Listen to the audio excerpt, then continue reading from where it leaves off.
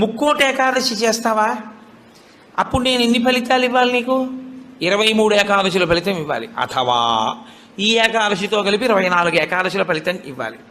కానీ నేను ఒకటి ఎక్కువ అడుగుతాను, దానికి తగినంత నీకు ఇస్తాను. నేను అడిగిన ఎక్కువ చెయ్యాలి.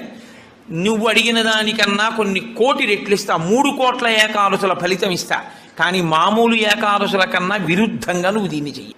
ఎందువల్ల విరుద్ధంగా చేయవలసి ఉంటుంది ముక్కోటి ఏకాదశి అంటే, మామూలు ఏకాదశి నాడు మీరు ఉపవాసం చేసేటప్పుడు పండు కాని, కాయ కాని, అథవా కాసిన పాలు కాని తాగితే ఉపద్రవం ఏం రాదు.